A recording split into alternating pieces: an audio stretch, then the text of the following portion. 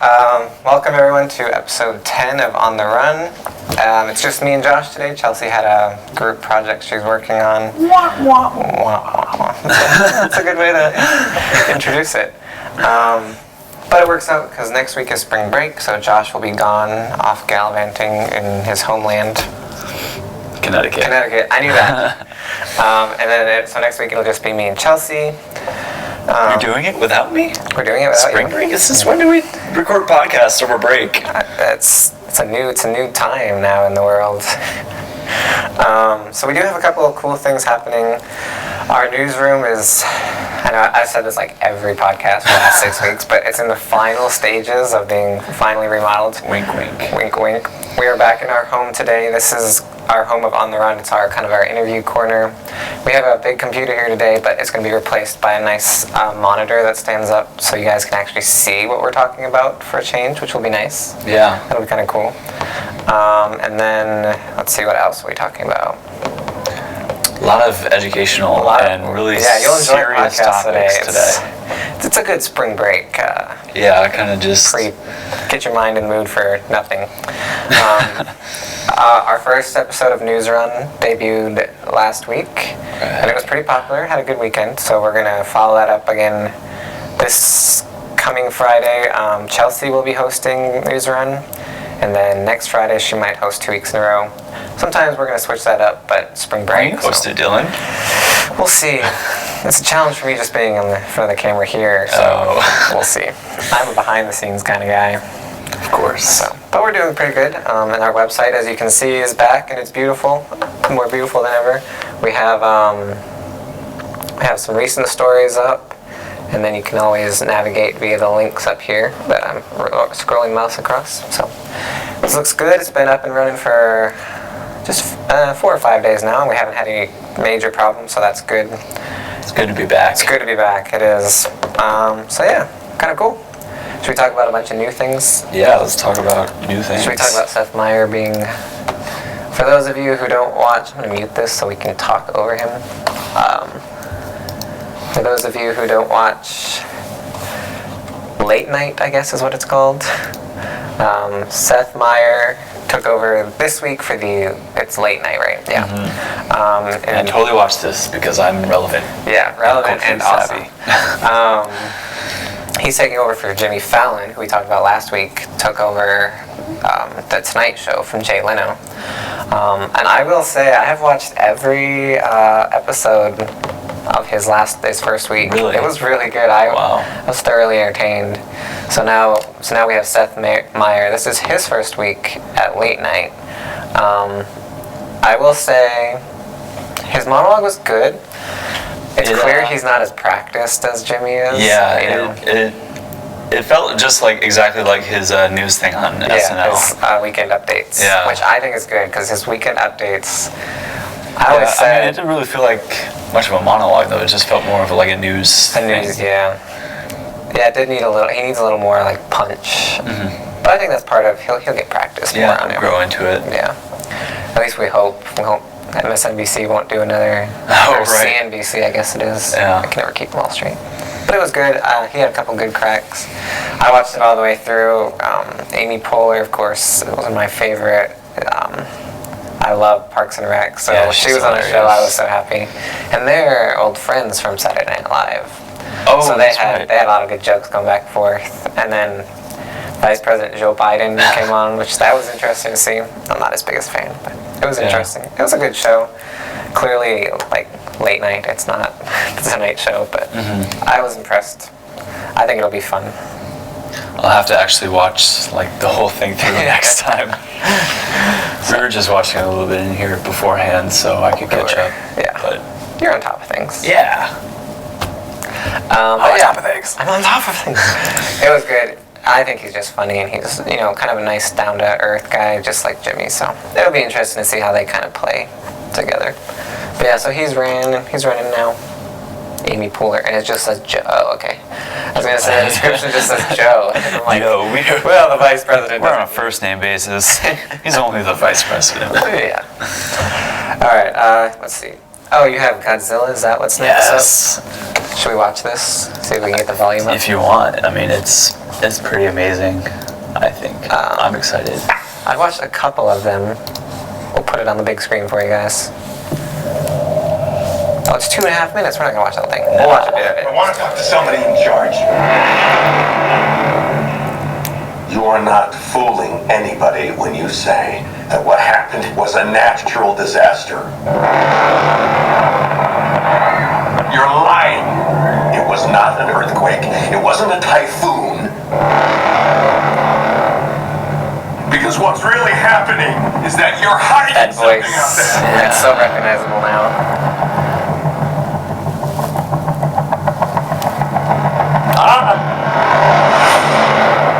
And it is going to send us back to the Stone Age. That's a good voice. These trailers just keep getting better. Oh no. We're gonna be stuck in this big, good. Dylan, what are you doing? The first trailer. Okay, I will be honest. I don't like a lot of sci-fi movies. Like, if I can't suspend reality and watch a movie, I find it very frustrating.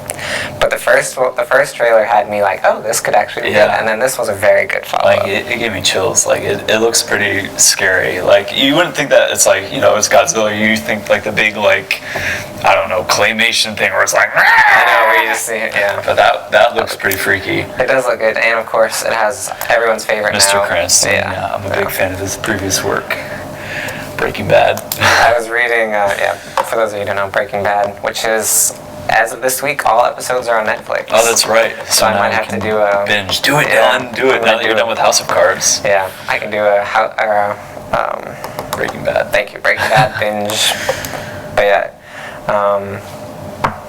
it looks really good, and it just looks like actual clean. Like some of them, it's just like, oh, this is a Godzilla movie. Yeah, it doesn't look like it'll just be like, a big like monster tearing through towns. Yeah, it looks like it'll actually have like some serious plot and some good story. Good. I think it looks good too.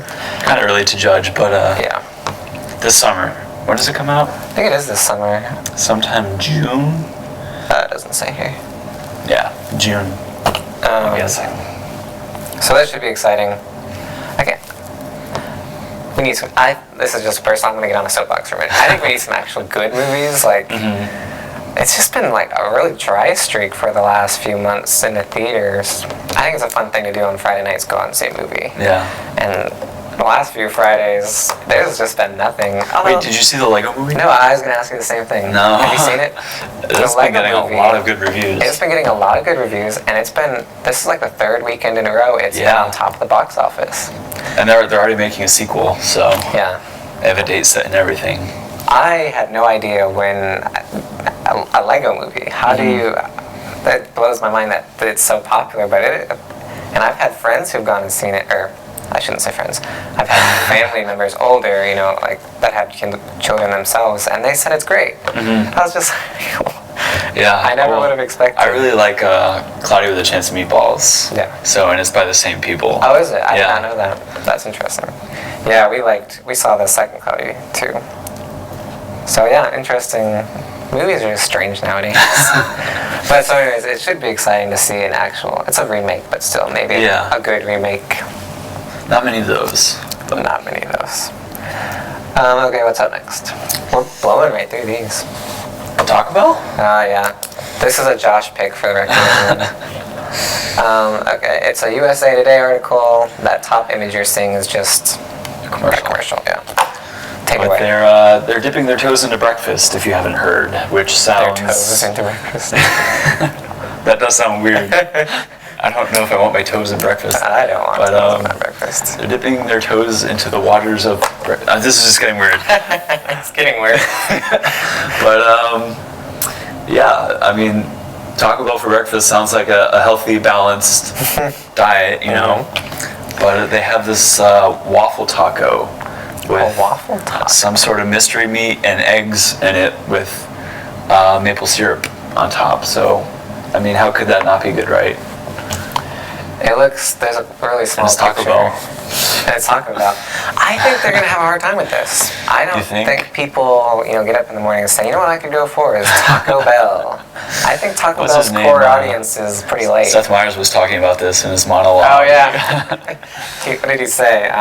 Perfect for people who wake up drunk. Yeah. Well, there you go. Maybe their audience. Because have you ever been to Taco Bell? Okay, for the record, I've never been to Taco Bell at this time. I've driven by and noticed this. I'm just gonna put that out on the table. But have you ever seen Taco Bell like 12 or 1 in the morning? Hours, there's like a line all the way around the building. Yeah, I went to McDonald's the other day at like midnight.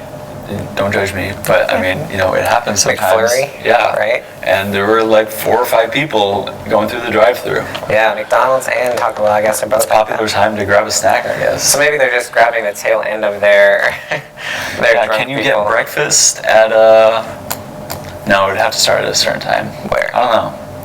Well, I'm thinking when is the cutoff for when does breakfast start? When does breakfast end? It starts whenever they open, like at McDonald's. Or Taco Bell. I don't know what Taco Bell. It didn't say. But I know at McDonald's, they go whenever they open. It's I think they're closed for 2 hours. It's really ridiculous. Mm-hmm. But then it's till 10:30. You can get breakfast. Chick-fil-A does the same thing. Yeah. So, it makes sense. If you're gonna be open, you might as well be serving the right. Yeah, because who wants a burrito at 7 in the morning? Who? Oh, and did you hear about 7-Eleven's? They have cheese sticks, but they're covered in Dorito dust. I heard that. It's only in DC though. That's so strange. Yeah, they're testing cheese sticks covered in Dorito dust.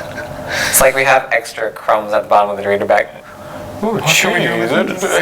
Well, because Taco Bell's been doing the Dorito taco shell, and that's been really successful. So. I know, that was crazy successful, and it spawned a bunch of different things on their menu. Subway was doing Fritos on their sandwiches, and everybody's crazy. Just we can put chips on things. Who would have thought? Yeah, what a life. Although have you ever had chips on sandwiches? Because that's good too. Yeah, chips, man. Not something I would go out of my way to buy. But probably not. This is something to keep your eye on. Yeah, or keep your eye away from. I think it looks good, but it doesn't. Strangely enough, the pictures always look a little different from what you might expect, but yeah. I was reading an article the other day that McDonald's, they had comparison of the advertisement and then what you get from the. Yeah. It's that's pretty misleading. Wow, that sandwich looks huge. You get it, and the meat is pencil thin. It's buns squished. Yeah. A little misleading. All right, this one interests me. Josh picked it, but it's very interesting. So go ahead and give him a quick summary. Well, let's say you're in the mood for a snack. You have this craving, right? You're just I want a Dorito cheese stick from 7-Eleven. And you're just you can't get your mind off of this. You're in the middle of class, and you're just man, I really want that. And you start playing Tetris on your laptop because... Not that anybody does that during class or anything, but not me. No, definitely not. But say you start playing, and chances are that craving will be reduced by at least 24%. That blows my mind. I think that's crazy. And this is from the Atlantic. I like this little Tetris playing. Yeah. It says, of the 119 people that participated, 80 reported craving something, and 50 people wanted food or drink of some kind. Then it lists 10 wanted caffeine and 12 wanted nicotine. They said the craving was reasonably high, and then playing Tetris reduced their cravings by about 24%. That's a quarter. Yeah. It says here, obviously that doesn't mean the craving is gone, but it's still reduced. Just which a lot of times that's the difficult part of cravings. It's not necessarily that they have to go completely away, but you have to just take them down just that little bit, and suddenly you can control it. And I feel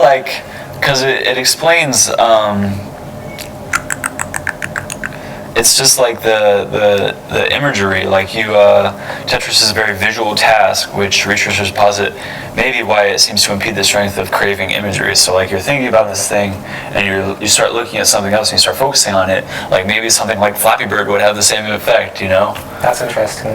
Who knows? It could be because I've noticed like sometimes you'll get hungry when you're at work or something, but you're just so focused on the task that, and I'm not saying food is a craving, but it's a similar, it's interesting. Yeah. It was an interesting, it was a fun read too. And now I should go put Tetris on my phone. I was playing it a little bit in the office, just for kicks. Yeah, on this computer. Didn't stop me from drinking my Pepsi, but... We were this close to solving humanity's problems. Alright, should we go into actual news now? Those were all our fun ones. I'm trying to think. Actual news. This is important stuff, Devin. Dylan. Did you watch the closing ceremonies? I did not. I was such a failure when it came to the Olympics. Like, I didn't watch any of it. If watching the Olympics was an Olympic sport, I would be not dead last. good. I had trouble with the timing of a lot of it because who had it? CNBC? Yeah, NBC. Yes, MSNBC. They were doing it on like a delay, so we had, they put everything into prime time. Yeah. So we work in news. So here in the newsroom, like it's happening on CNN and all the news channels, and then we go home and the same thing. One morning though, I woke up at 8 to go to the gym, and there were like a bunch of people in the community room in the Commons. Oh, watching? And they were all just watching a hockey game. Yeah, the hockey got big. Yeah. Apparently they've been in there for a while, like 7 o'clock. Like, I don't know if I would be waking up at 7 to watch a hockey game, but... Yeah, I'm not so sure I would either. Although it sounded like the Canadians were getting up early. Oh, yeah. Yeah. Well, Canadians... They did win. They won gold, if I'm not mistaken. So that's impressive. Oh, yeah, they beat the U.S. Yeah, we didn't even medal in hockey this year. It was... I can't remember who it was now. It's a couple of small countries. Russia ended up being the top medal winner and the top gold medal winner. Wow. So that's pretty exciting. I thought it was relatively well done. It went off without too many hitches, so that's always a positive. Aside from their little Olympic ring not opening in the ceremony. At the end, then they did make fun of that. So I thought that was a smart way to end their time. I don't know if we have any. I don't think we got any Olympic stuff. On the site, we had one article, but I don't know where. It was kind of happening during our downtime, so. But yeah, so that's over with now. So everyone's attention is on the mobile world. Well, tech people are paying attention to the Mobile World Congress, which is a bunch of the tech companies are over there debuting stuff. Samsung came out with their newest S5 phone. Oh, that's right. Which is, there's not really anything that new about it. The only thing that I thought was really cool was it's waterproof. Oh, so really? It's not like don't go diving with this phone, but if it drops in water, you can pull it out. The casing is waterproof. Did you hear? I think it was Sony. They have those earbuds that are waterproof, and Sony's got it. Oh yeah, they sell them in a water bottle. Like there's water in it, and the headphones are in the water. In the water, and that's how they come sold. That's like Sony's big thing. They do a lot of that. Sony has. They just debuted a new tablet at Mobile World Congress, and all the stock pictures of it's in water. Oh, really? Yeah, that's been like Sony's big thing for a while, which I had never like thought, I need a phone that's waterproof. But now that you think about it, it makes sense, I guess, to have. My only issue is to get it completely waterproof. There's like things that you have to plug into the headphone jack and screw in, and the charging port has to be covered at all times. So to me, probably the second most popular thing I do with my phone is plug it in to charge. So I think having to fumble around all day, that would just annoy me. Yeah. And it seems like I always want headphones really quickly. So I'd have to, because it's like a little thing, it just screws out. Oh, it screws? Like, yeah, it doesn't have like one of those... You pop it in and then screw it, so it makes the whole port like waterproof, so. At first I was all like, oh, that's such a great idea. And then it's, that's kind of a gimmick. So. It's like you're constantly just like prepared for the worst. Like you're sitting at your desk like, oh my God, I was not going to get wet or anything. I better put the little thingy in. Yeah. It's true though. I don't know. I mean, if you're going to be like near a pool or something, sure. Like, but I mean, waterproof at all time. Which is part of the draw. Like, oh, if I drop this into my, the sink, or if I drop this in a puddle. But those are, to me, the other day, that's the time you're not going to have the thing screwed in. I've just like become like so like attached to like my iPod. Like I was holding it the other day, like flipping through Instagram, and I go to like rinse something off in the sink, and I'm like still holding it. I'm like, what am I doing? Like I need to just put it down. Right. I always have that moment. It's always in my pocket. So when I go in like to the kitchen, a lot of times I do it when I'm unloading dishes.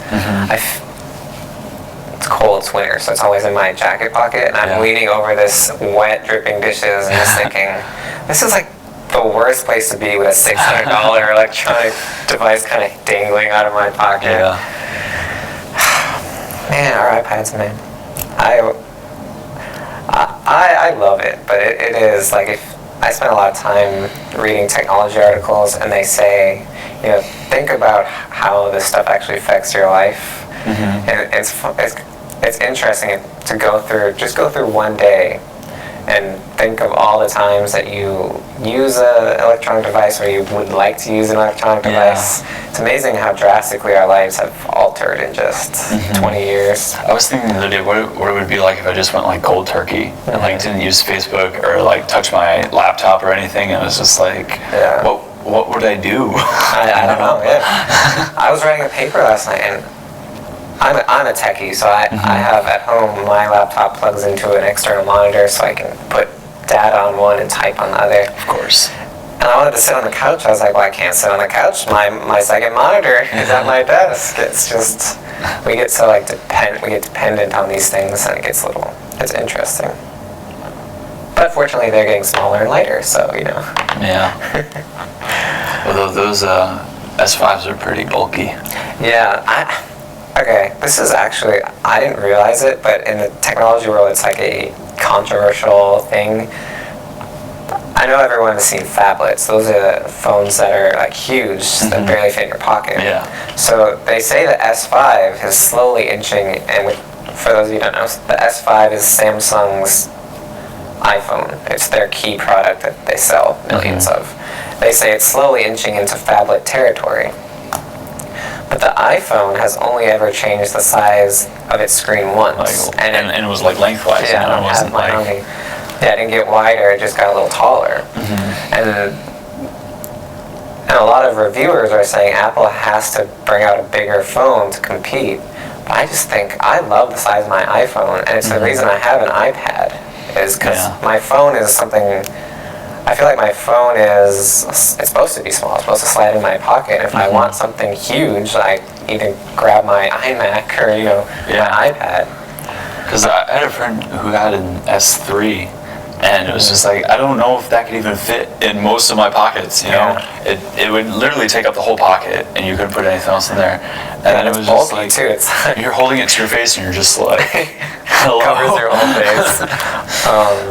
I had a Nokia Lumia for a few months I tried out, and that was the only complaint I had about it. I loved the Windows software. It didn't have a lot of apps that I liked, but the phone was so big that most of the time I just carried it because it didn't go in my pockets, or if I put it in my suit jacket, it weighed down my suit jacket, and it was terrible.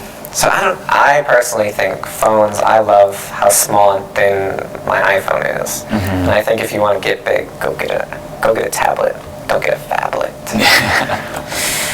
But phablet, that's just a funny word. Yeah, it's Phablet. It's like phone and tablet. Phablet. Samsung, I think it is, has one it's got to be like this big. I feel like you either go one or the other. Like, get it. If you want a tablet, get a tablet. If you want a phone, get a phone. But why do I need a phablet? Yeah, because it takes some people say, well, it takes the best of one world and gives you the best of the other. I feel like it takes the worst of each and puts them together. but they sell big, and apparently in China too they sell big. So. Oh, well. Who knew? Should we talk about like something worthwhile to close this out? We forgot to set our timer, so I'm kind of guessing. Oops. I have something kind of interesting from Fast Company. And you're saying, well, if it's kind of interesting, let me hear about it immediately. Yeah. Let me Edge of my rephrase. seat right here. It's very interesting. So the title is Personal Mission Statements of 5 Famous CEOs and Why You Should Write One Too. And at first, I thought, well, that's stupid. Why would I need a mission statement? But and I'm not going to read you the article because it's okay in the article, but what I really wanted to read was a couple of the mission statements. Because when you say mission statement, I'm thinking like a 6-page document laying out all these points. But their mission statements are like 1 or 2 sentences. So let's read one from, let me see. Here's one from Amanda Steinberg. She's the founder of dailyworth.com. And hers is real simple. It just says, to use my gifts of intelligence, charisma, and serial optimism to cultivate the self-worth and net worth of women around the world. So I was like, oh, I could do that. But then I read, so hers is real, like, she's, in one sentence she says, I've been gifted with these things and this is what I want to do with them. And then Sir Richard Branson, who's the founder of the Virgin Group, his response, or his one is, to have fun in my journey through life and learn from my mistakes. So I was thinking, okay, that's not bad, like not a bad idea to have a mission statement. Yeah. But I wasn't sure if these are mission statements. Do you think they're mission statements, or do you think these are just like, I almost feel like they're life goals? Yeah, not even like goals, more like just like themes, Themes, just, yeah, that's a good just way a to general like theme to live by. I don't know, it's goal or mission statement. It feels like it should be a lot more specific. That's what I was thinking. They're very clever. And I liked them. I think it gives you like a good snapshot of who this person is. Here, Oprah Winfrey has one. To be a teacher and to be known for inspiring my students to be more than they thought they could be. I thought she had one of the more like poignant. That's almost a mission statement. Almost. So I don't know. It was interesting and something maybe to think about when you're going about your daily life. And why should we have mission statements? Yeah. Oh, do you want to know what they said? Let me see if I can find it. I read this earlier today. I don't remember where it was. Okay, it says, companies have developed mission statements for years. It helps guide them by defining who they are and why they do what they do. For example, Coca-Cola says to refresh the world, to inspire moments of optimism and happiness, to create value and make a difference.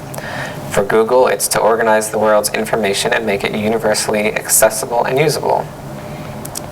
So it says if you want to be successful, you need to think of yourself as a personal brand, and to establish a personal brand, you need to have a personal mission statement. It's a critical piece of your brand because it helps you stay focused on what you want to do.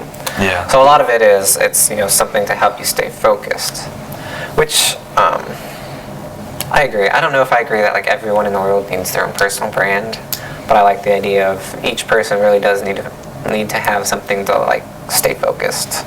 There's a lot of distractions in the world. It's true. So it was an interesting article. It was from Fast Company. Worth a little bit of a read. Yep. Yeah. Well, All I right. guess that's about it. That's about it. Let's see. What do we have coming up? Today's Tuesday. So Tuesday. we're going to set some articles up for the rest of the week tonight with our staff. News run. News run will debut Friday. It's usually going to be in the afternoon because we record it in the morning, so it's the freshest information. Next week is spring break, so you might see a little reduced articles, but we'll have a couple articles and a couple of videos going up, and then we'll be back with just 8 weeks left of this academic year. So we look forward to it. Fast. Stick around with us. Thanks. Bye.